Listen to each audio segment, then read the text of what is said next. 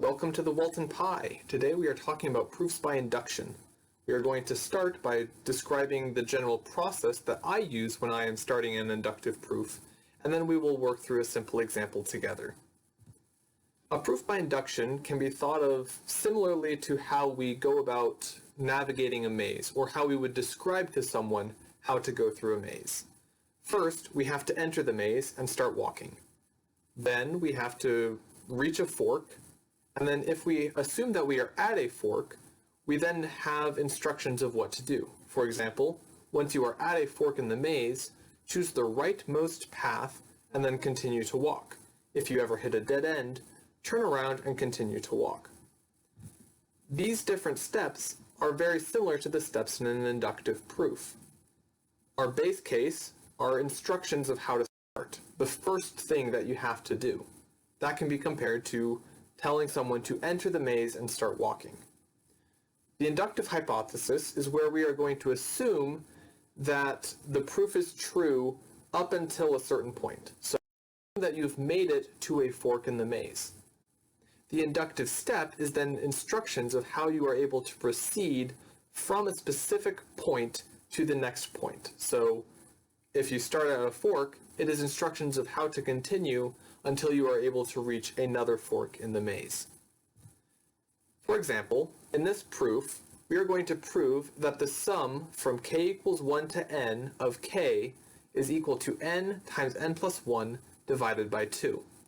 So 1 plus 2 plus 3 plus ...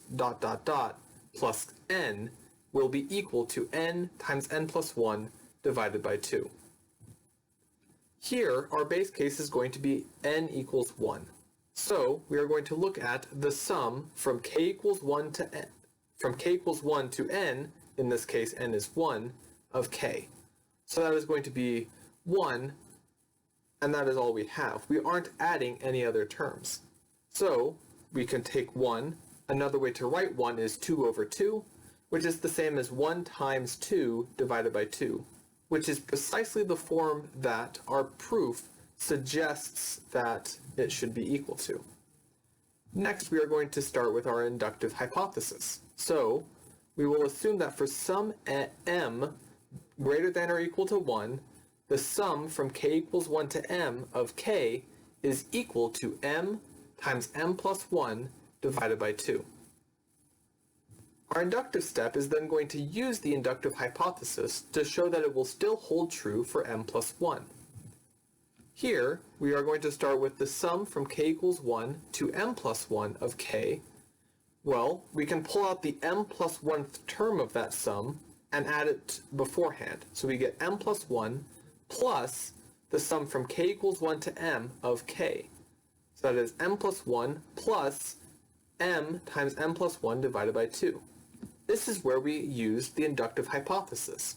We were able to assume that the sum from k equals 1 to m of k was equal to m times m plus 1 divided by 2. Once we have that, now our job is to try and simplify this down to get to our end result. So m plus 1 can be rewritten as 2 times m plus 1 divided by 2. So we can then have a common denominator so we can combine the terms. Both terms have an m plus 1, so we have a 2 and an m, both times m plus 1, so we get a 2 plus m times m plus 1 all over 2, which is another way of writing m plus 1 times m plus 2 divided by 2, which is what we would get if we were to replace m plus 1 with n. Because we have shown that this inductive step holds, this tells us that the proof is going to be true for any n, as long as n is a finite natural number. So, to recap, in order to do an inductive proof, we need three things. We need a base case, we need an inductive hypothesis, and we need an inductive step. So, the base case, your simplest case, your starting point that you are going to be able to use as part of your assumptions from then on. The inductive hypothesis, you are going to assume it is true for some point along your natural numbers. The inductive step, you then start with the thing right after your inductive hypothesis and try and show that that is also going to be true. And that is how we are able to do an inductive proof. As long as you are able to show those 3 steps, any inductive proof is going to follow these steps and you will be able to complete the proof. Please check out some of my other videos where I will go through the steps of different inductive proofs. Thank you. If you found this video helpful, please like and subscribe. It really helps me out.